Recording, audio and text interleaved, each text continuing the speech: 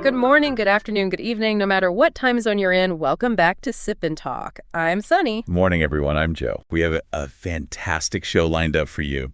Oh, man, I am still catching my breath, honestly. Yeah, I was actually looking out the studio window a few minutes ago. Yeah. And I really have to ask, did you just pull a full Jason Bourne escape sequence on your way into the building? Yeah, he totally caught me. I mean, look, all I wanted was to grab a quick black coffee from the corner shop before we started recording. Just a normal morning. A very reasonable request. Right. But right in front of me was this human chimney. This guy was walking, scrolling on his phone, and puffing away like he was, powering a small locomotive. Oh, no. And of course, the wind decided to play for the other team today, blowing the exhaust straight into my face. So I hit the brakes, pretended to be incredibly fascinated by a random pigeon on the sidewalk, and then I straight up darted across the street like I was dodging traffic in an action movie. That is hilarious. I am pretty sure I got more cardio in those 30 seconds than I did on my entire morning run. Well, it was a beautiful athletic performance, honestly, and it perfectly channels the exact energy of the listener email we are opening the show with today. Oh, perfect. What do we have? So this guy writes in, and he says every night after work, all he wants to do is open the sliding door to his apartment balcony and get a little fresh air. Totally fair. Right. But instead, his neighbor steps out like clockwork every single hour, lights up, and the smoke drifts straight into his living room. Oh, I can already picture this. Yeah, and our listener actually tried talking to the guy. Calmly, too. And you know what the neighbor's response was?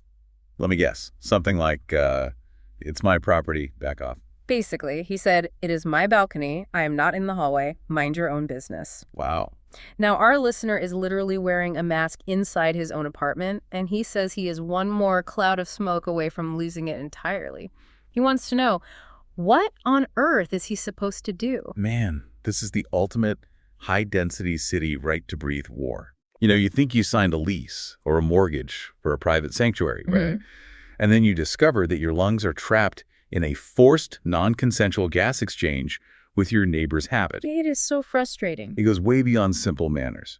We are talking about the collision of physical space, biology, and public policy, all fighting for dominance on a tiny concrete balcony. Exactly. So today we are taking this SOS and we are unpacking this entire global air war.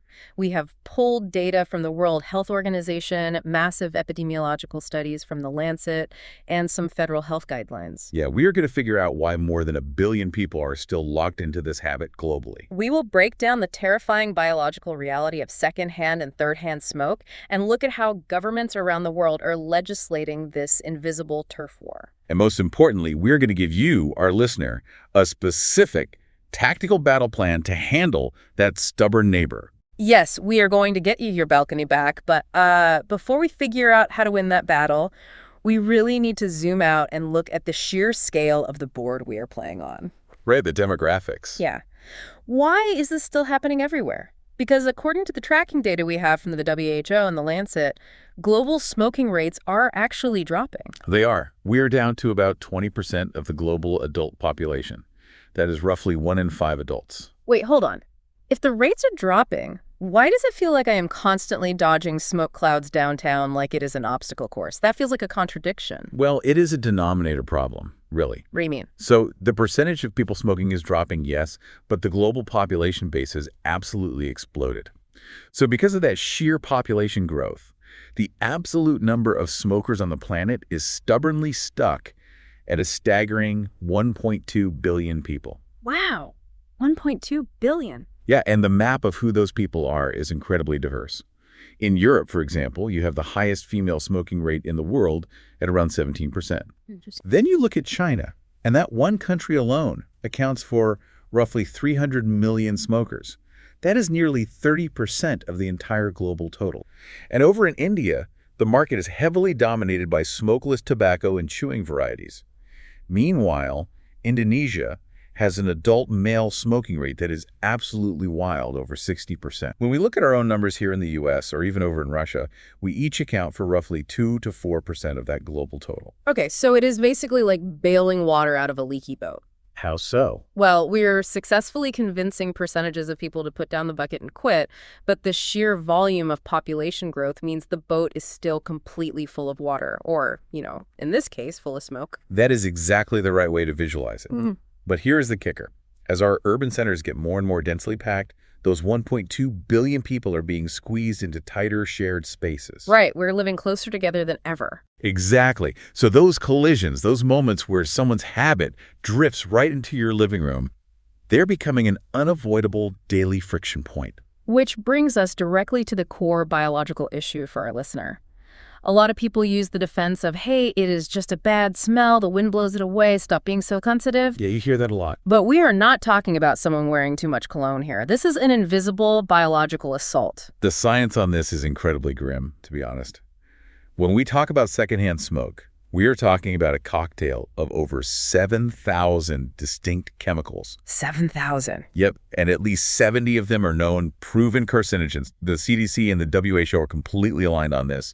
There is zero safe level of exposure to secondhand smoke. None. So even just a little whiff from the balcony is doing damage? Absolutely. If you are a non-smoker who is chronically exposed to it, like through a shared balcony, you see a 20 to 30% increased risk of developing lung cancer and strokes. Oh my God. And a 25 to 30% increased risk of heart disease. That is just unacceptable. But here is the part of the research that I found genuinely shocking.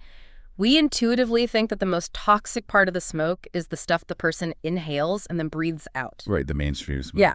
But it is actually the opposite. The smoke coming off the lit end of the cigarette while it is just sitting there in the ashtray, the side stream smoke, is actually far more toxic. Why is that? It all comes down to the physics of combustion. When someone takes a drag, that mainstream smoke is burning at a really high temperature, around 900 degrees Celsius. Okay. And then it gets pulled through a filter before it enters their lungs and eventually gets exhaled. But that side stream smoke drifting off the cherry of the cigarette, it is idling at a much lower temperature, maybe around 400 degrees. So it's just smoldering. Exactly. Lower temperatures mean incomplete combustion. The chemical reactions are messier, so it produces much higher concentrations of carbon monoxide, ammonia, and benzene. Yeah. And it has zero filtration. You are getting the raw, unadulterated, toxic exhaust. So in a twisted way, the bystander is actually getting hit with a more potent chemical load than the person holding the cigarette. Precisely. But, okay, let's play devil's advocate. Let's say our listener's neighbor finishes his cigarette and goes back inside. The smoke clears, the smell fades out, the threat is gone. Not even close. Really? This is the hidden enemy that public health officials are desperately trying to raise awareness about right now. Have you heard of third-hand smoke? I have heard the term, but I always just thought it meant the smell left on your jacket after a night out. A lot of people think that. You think the smoke just vanishes into the atmosphere.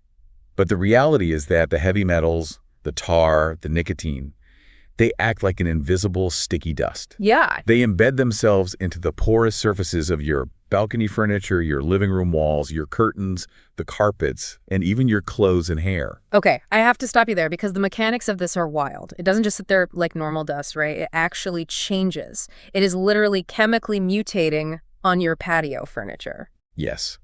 The nicotine residue actually off-gases over time and reacts with common indoor pollutants, specifically nitrous acid in the air. Oh, wow. And when those two combine, they form tobacco-specific nitrosamines, or TSNAs. These are highly, highly toxic carcinogens. And this chemical transformation doesn't happen overnight. It lingers and mutates for months. Wait, so even if the neighbor smokes when our listener isn't even home, the toxic ghost of that cigarette is literally sticking to his patio furniture and chemically mutating. That is terrifying. It really is. Think about it. It means that later you sit in that chair and your skin is absorbing those mutated TSNAs. Or worse, think about crawling babies who touch the floor and put their hands in their mouths, or pets licking their fur. Exactly. It is a massive invisible hazard. This is precisely why people with asthma or respiratory sensitivities have an absolute zero tolerance for it. It's not them being overly sensitive or dramatic. Right. It is their biological defense system screaming at a very real mutating chemical threat. So, knowing all this, it is easy to think, hey, why doesn't our listener just buy the neighbor a vape? The tech solution. Right. We hear this narrative constantly, especially from the tech scene. They pitch it as the ultimate compromise. No fire, no combustion, no problem. It is a brilliant piece of marketing, honestly. But looking at the FDA data, this whole tech intervention feels like a massive illusion. Scientifically, it is deeply flawed. Let's break down the categories really quick. You have traditional combustion, which burns tobacco. Then you have heated tobacco products, or HTPs, which bake actual tobacco leaves at a lower temperature without catching fire. Okay, baking, not burning. Right. And then you have vapes, or e-cigarettes, which heat a chemical liquid to create an aerosol. The industry loves to call it harmless water vapor. That is a complete fabrication. I'm so glad you brought that up. People think it is just flavored steam, but vapor is the gas state of water. What these devices produce is an aerosol, which is a suspension of fine solid particles or liquid droplets in a gas. Spot on. When you look at our FDA's stance, they acknowledge that if a heavy smoker switches completely to an HTP, it does reduce their exposure to certain specific chemicals. But reduced exposure does not mean safe. Exactly. And when it comes to vapes, those fruity clouds are packed with ultrafine particles that bypass your lungs' natural defenses and go straight into the bloodstream. Yikes. The heating coils in those devices can literally leach heavy metals like nickel and lead directly into the liquid.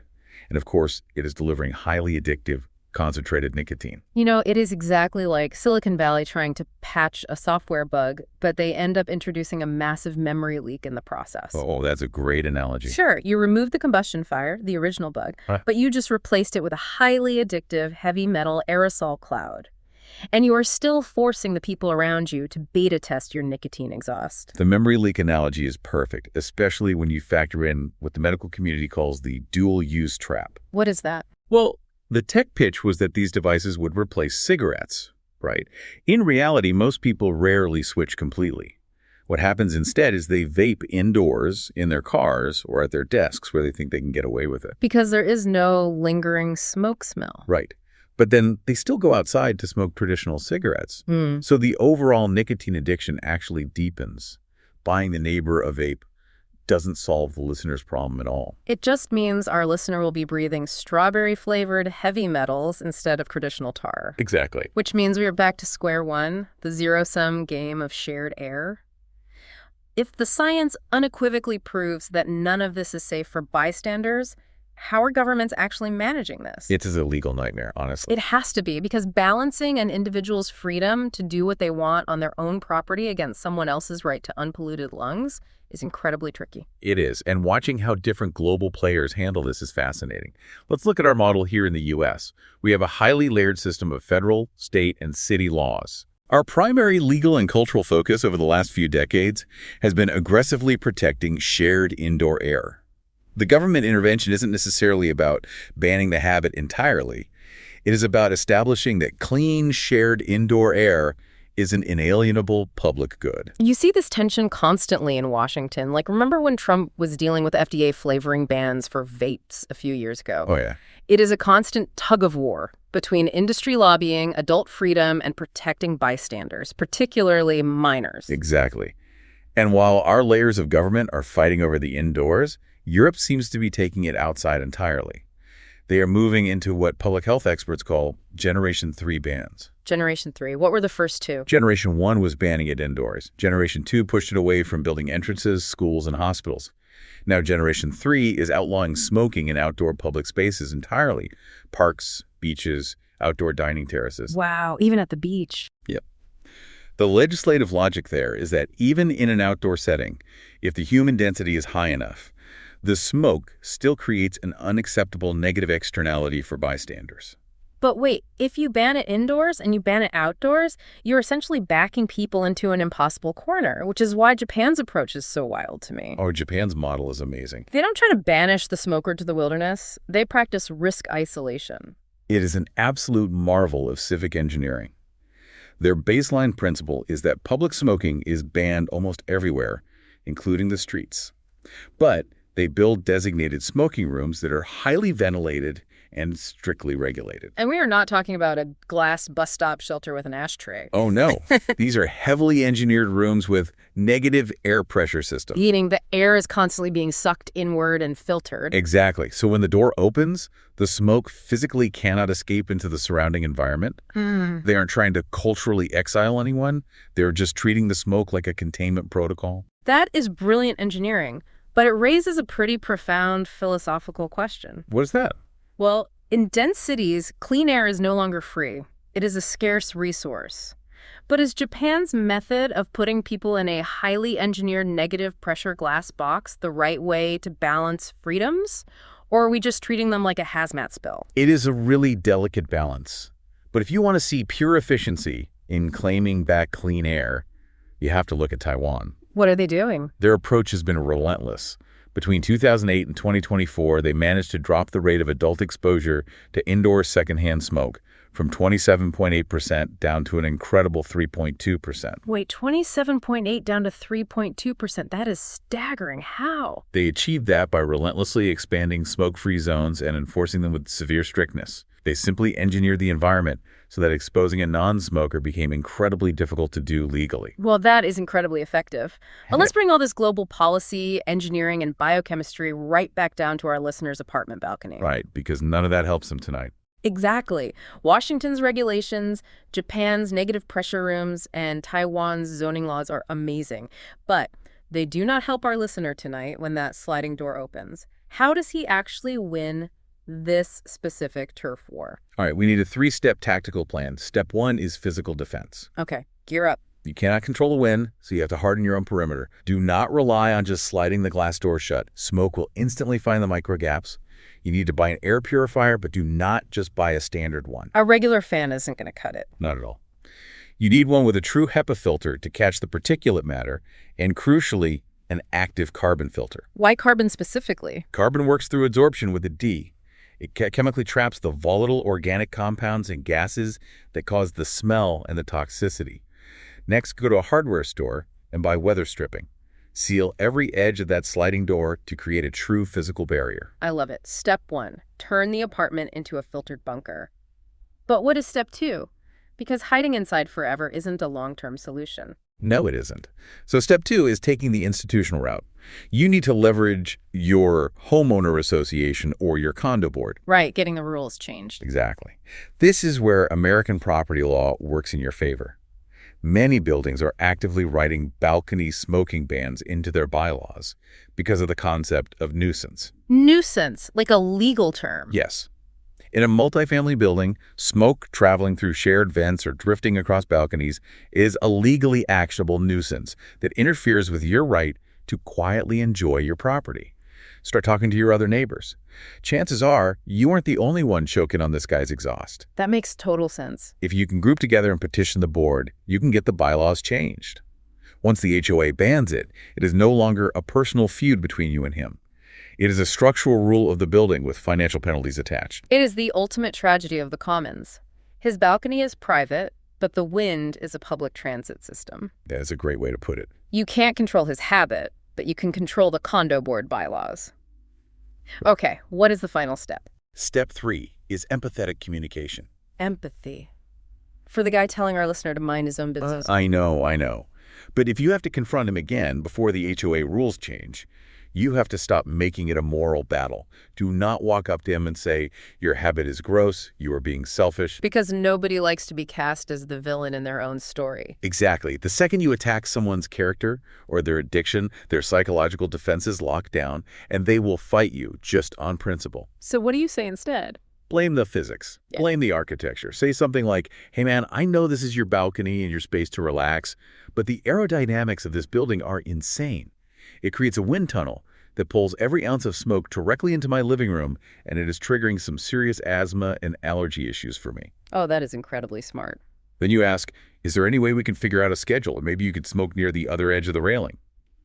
When you make the wind the enemy instead of him, you give him a chance to be cooperative without losing face. It is tactical empathy. You validate his desire to relax, but you pivot the blame to the building's airflow. I love that approach. It works wonders. Well, to wrap all this up, personal freedom is a beautiful foundational concept. We love it. But your personal freedom naturally and legally stops at the exact millimeter where another person's lungs begin. Beautifully stated. Living in a dense society means constantly negotiating those microscopic borders. It really does. And it leaves me with this final, somewhat provocative thought for everyone to mull over today. As our urban density continues to skyrocket and space gets tighter and tighter, will clean, unshared, unpolluted air eventually become a luxury real estate commodity? That is a fascinating thought. Right. Will breathing air that hasn't been in someone else's lungs become a privilege reserved for the wealthy rather than a basic human right? It is something to seriously think about the next time you step outside. That is a heavy but very real question for the future of urban design. But before we sign off, I need to throw in our mandatory disclaimers. Go for it. Today's discussion on Sip&Talk was an objective look at the science, facts, and global data surrounding this issue. We are absolutely not criticizing, judging, or discriminating against any country, group, or individual who chooses to smoke. We always encourage you to practice independent, critical thinking. And of course, nothing discussed today regarding real estate, tech, or legislation is financial or investment advice. You nailed the legal disclaimers. Thanks. I try. If you loved what you heard today and want to keep exploring the hidden mechanics of our world with us, please make sure you hit that subscribe button for the Sip and Talk podcast. I'll definitely do that. And speaking of subscribing, we have to give a massive shout out to our good friend, Mickey. Go subscribe to his YouTube channel, Mickey to Life. He is currently over in Italy shooting what looks like an amazing vlog, and he is quite literally having a transtemporal conversation with Michelangelo's Angelo. Oh man, his travel vlogs are incredible. It is absolutely hilarious, so highly recommend checking that out. All right, that is a wrap for us today. To our listener fighting the good fight on the balcony, good luck. Seal those windows, check your HEPA filters, and draft that HOA email. We will catch all of you on the next deep dive. Bye. Take care, everyone. Breathe easy.